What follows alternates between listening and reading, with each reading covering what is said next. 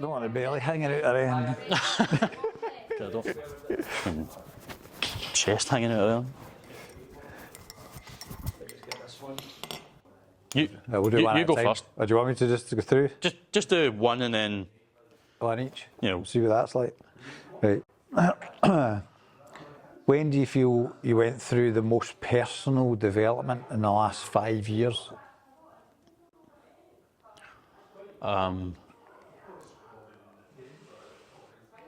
The most? Most personal development in the last 5 years? Probably just when I turned 21 through to the kind of middle of last year, probably. Because that was when I started going to see Eileen more, you know, up in Rutherglen. And it was starting to kind of work then, but obviously split up with Paige.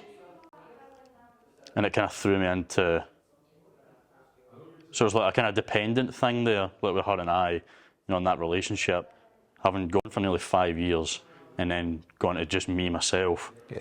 So this was nothing to do with work then, actually. So you're telling me the most No, I'd say the most personal development was me, as a because emotionally. Right, okay. Because of that, you know, and all kind of started with, you know, you and Mum split up, Gran died, and then Paige and I stopped, and it kind of I was like, oh my God, like what's that about? Do you know? Like it kind of shocked me. But then I started to learn more about myself and see the more time I spent myself, and the more I was open to learning things, that itself impacted my career, I think. So you personally started to develop more because you had to think more about you, the folk around about you, as well as your work. So it was nothing to do with academic stuff. No. I don't think it was. No, honestly, I don't think it was. See, when I look back, I don't think, going to college during my apprenticeship had nothing to do with it. That was just a means to an end. All right. And the HNC as well, for another 2 years, was the same thing. It was like, I'm doing this because I need it for my job. I'm not doing it, and I didn't get any satisfaction really out of it. Right, okay. I felt good doing well with it, but... So your personal development, you're talking about as a person rather than a personal development work achievement thing? I still stand by the fact that the more well-rounded and developed a person you are with your emotional intelligence and as a character you are, the better a professional you'll be. I still stand by that. Because see, at the end of the day, folk talk about like the hospital, right? As an institution, that's just like a big front. But what's behind that? Do you know what I mean? There's you at your level, somebody below you, there's people. There's people, yeah. So why shouldn't people be the first priority? It's all about relationships and communication, isn't it? So I'd say when I turned 21, up until the middle of last year was probably the biggest development. Right. Yeah, I think the career and stuff came from that because I learned. It was kind of empathy, really. See, because I wasn't doing great, I thought, I'm not having someone else go through that. And I know what the opposite side of what that is. Do you know what I mean? So I know how to work between the two levels. And I think the people side of things made the biggest difference. That's how I got places. Just talk amongst yourselves while we... Are you happy with what you're doing now? What have you planned?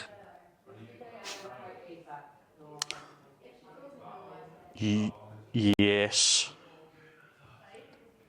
I'm kind of happy with where I am right now. Yes, what I'm doing. You're happy with that? And you're happy with what you've got planned? What cunning plans are developing in that head of yours? I don't think. That's what I tell folk. I don't have a plan, really. That sounds ridiculous. I don't have a long-term plan. I don't think I have one. See if you sat me down in an interview, right, and said, "What's your 5-year plan?" I would honestly, this is what I said in my last interview for that job. I would say, I don't have anything specific that I want to be. So as long as I'm happy doing what I'm doing, I feel like making a difference to folk around me, and I want to keep doing it. Except for getting an MX-5, of course. No, that's happening. That's what I'm saying, that's the biggest plan. That is it. That's, in fact, right, rephrase. I don't want anything but an MX-5. Yeah, I'd say I'm happy. I feel a bit overwhelmed slightly with the way work's going because it's such a difficult job. There's so much, and with uni as well, there's a lot, and I'm trying to, in my head, balance the way I think about the two of them. You know, do I dial back uni slightly? I think I can afford to because it's first year, because I'm doing really well. Yeah. I can dial it back, and I'm trying to find a way that works with that and doesn't overwhelm me when I'm in work as well. You know, like going home and reading every single word of a document for uni is not how I work. I can't do all that as well as work really hard and do well at my job. So if I feel I need to go back to something at the time, so like a test or like an essay, I'll go back to the place that I know I can find the information. So it's figuring out how I work and what works best for me. So I think, I would say I'm happy just now. So is uni just a means to an end and all then? What's the end? Because that means you've got a bit of a plan then?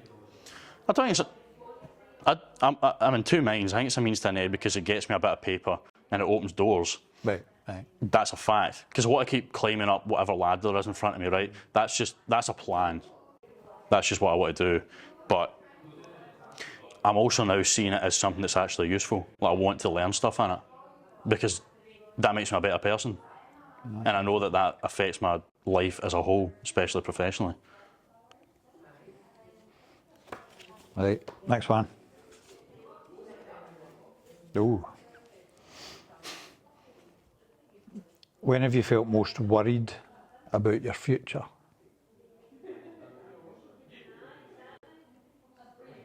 Or have you?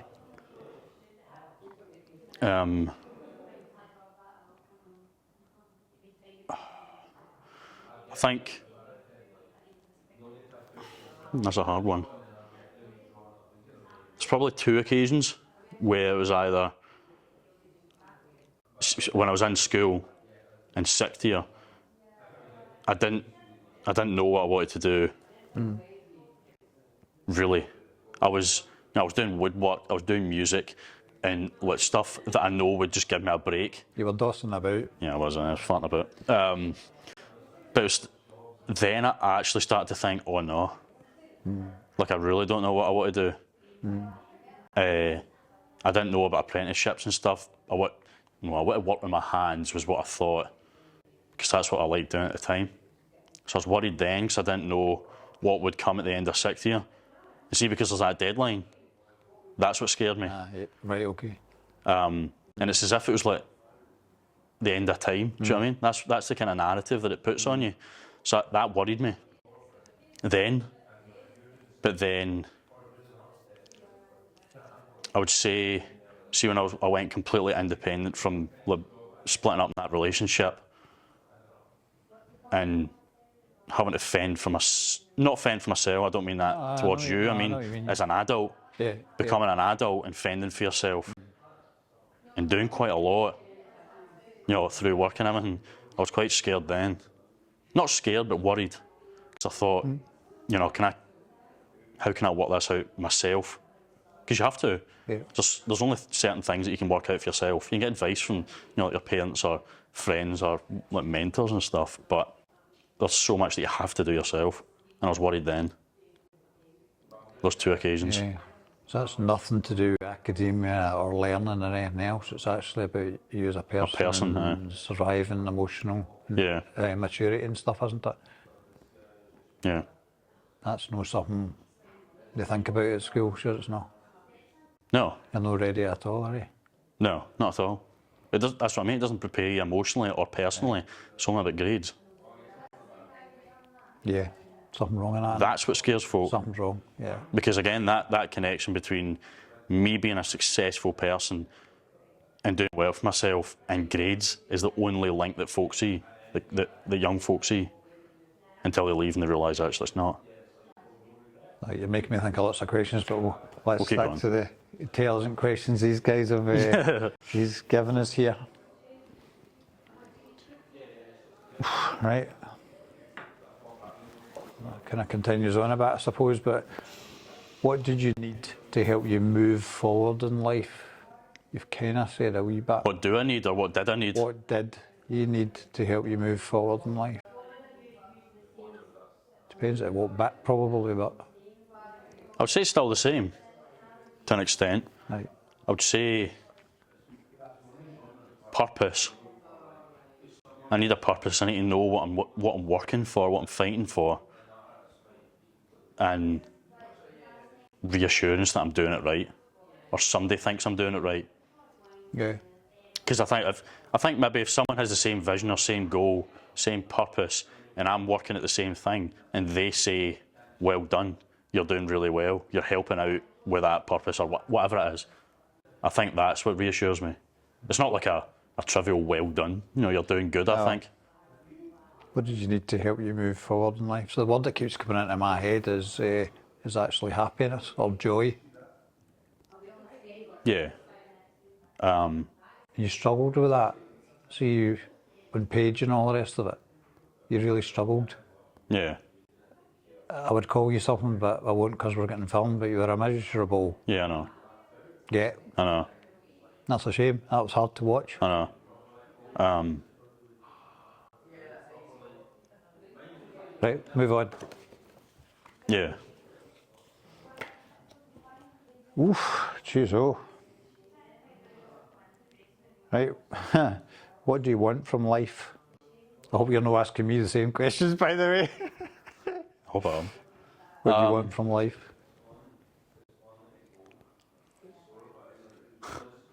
What do I want?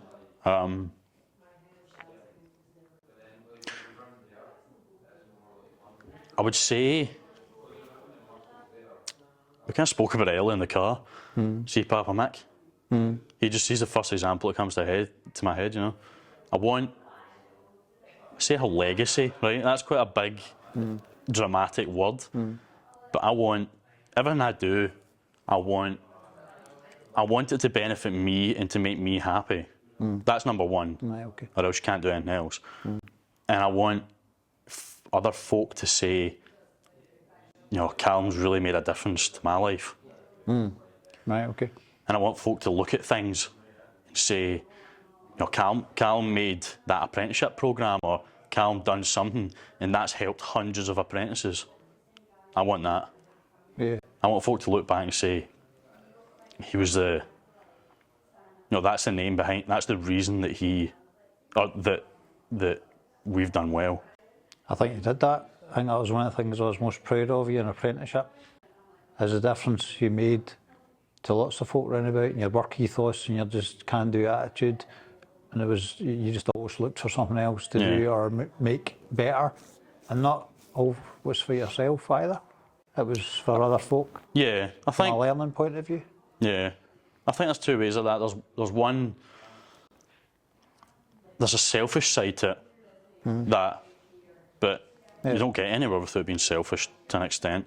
I think personally. It's a strong word, isn't it? It is. It's taken out of context. Selfish is taken out of context. I think you need to look after yourself, because not a lot of folk will look after you. If you don't look after yourself first. Yeah. Oh, yeah. Yeah. So look after yourself, but I want to be told or know that I'm going to leave something that helps other folk. It's what helping other folk. That's the thing that kind of makes me tick, I think. So that's what you want. Yeah. From life. A legacy. And you're just a young guy. I know. Yeah, just a young guy. I know. Yeah. I know. Cool.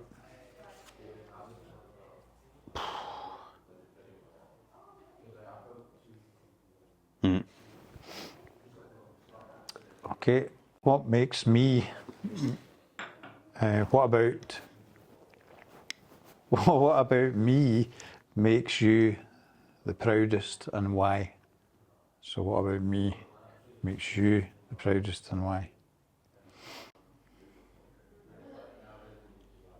There's going to be tears in a minute. I think I think you're pretty...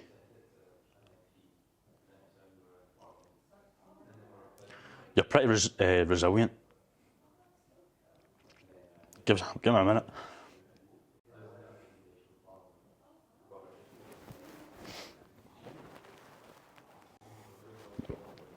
Yeah,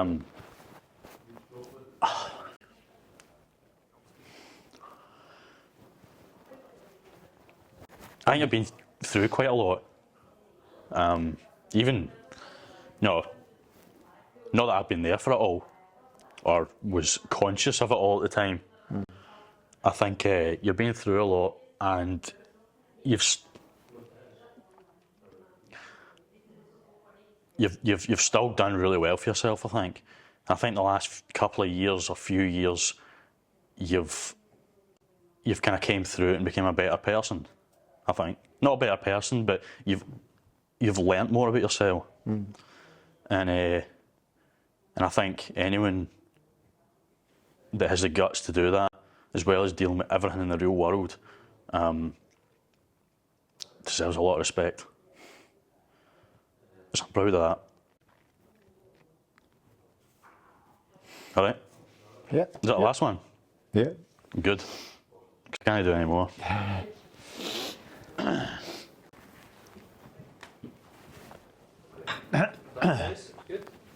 Yeah, cool. I'm not a bit vicious, guys. It's just a little bit. Sorry. That. Thanks. Jeez, sorry, you weren't expecting this. No. It's powerful questions you're asking. Well done, you. No, well done, you guys. Keep doing what you're doing. Aye, No, let's have it. I'm listening. When I was making my subject choices and what I was going to do when I left school, what advice did you receive? What advice did I receive? Yeah. From school, absolutely nothing, or nothing helpful in any way, shape or form. The advice you got was pretty much next to nothing. I think your career's advice was not remotely based in the real world, based in some assessment questionnaires that they did for you. Read that again, that question again. When I was making my subject choices and what I was going to do when I left school, what advice did you receive? Did you receive any? Do you wish you did? Was there a time you wished you had advice? So we didn't get any advice, didn't really want any or need any, because all I was bothered about is what you wanted to do and what was going to make you happy. Yeah. That was it. Fair. Good answer. Didn't realise we were ranking the answers here. What do you think is my most valuable asset or trait as an employee? As an employee, Go work mind. yeah, your dogmatic approach to sticking at something and absolutely doing it until you get a result out the back of it. Not just for you though, but for somebody else or whoever it is that's asked you to do something. You do it until you know you've done what they wanted or you wanted out of it. And your resilience, it's a similar thing, but I think that's definitely your biggest quality. And we were talking earlier about attitude. So for a young person to have that drive and attitude isn't as common now. So I would say that's it. Thanks. Still an arse, but that's the point. It's alright, I know that as well. What does success look like for me, in your opinion? Right, so your mind immediately goes to work, but then to personal. I'll do both. Success. Now I can wrap it up actually. For me, as your parent, as your dad, what do I want? I just want you to be happy. I want you, because I know what's important to you is you making a difference and leaving something behind, and not in a big-headed way. So I think, say it again. What does success look like for me, in your opinion? Yeah, that you've done your best, you've helped other folk, and you've left a bit of a footprint behind. Aye.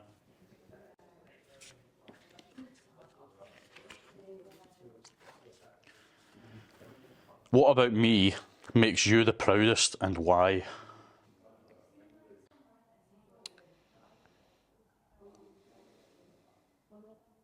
So you're still young, and I think, again, you've dealt with some real personal struggles with school that didn't suit you. Some personal struggles from you because you were getting quite a serious relationship quite young, Yeah. and everything that was going on at home and everything else. I'm just proud of the man that you've become. I respect that drive and that ethos to make a difference and just do the right thing.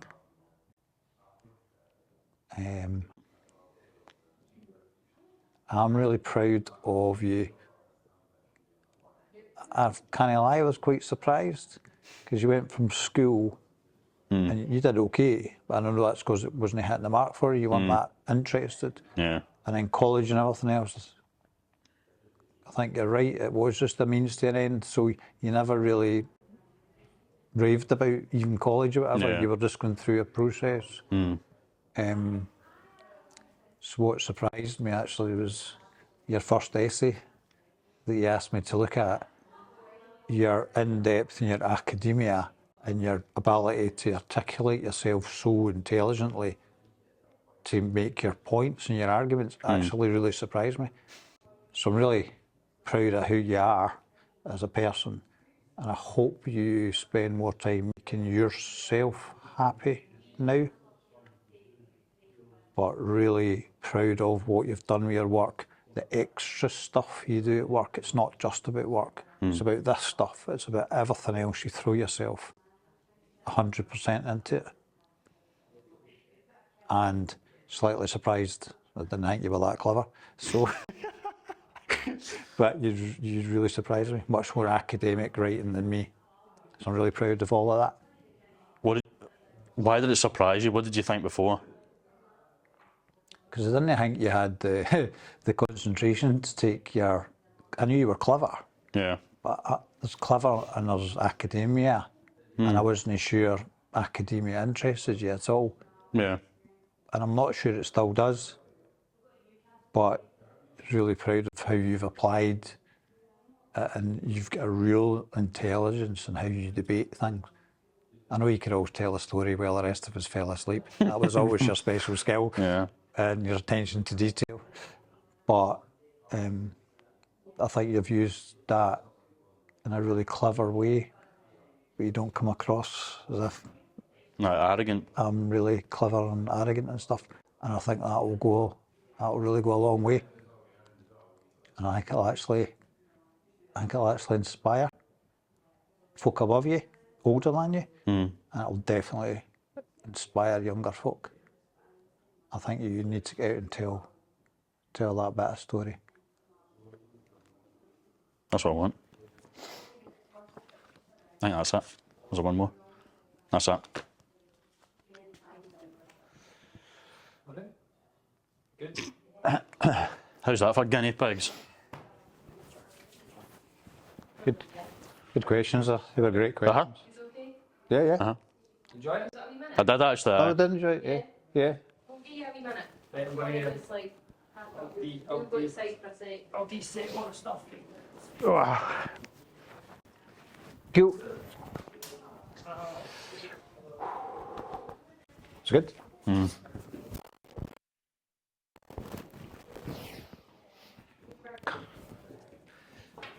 didn't think we'd be greeting today. That was know, that wasn't in the cards, was it?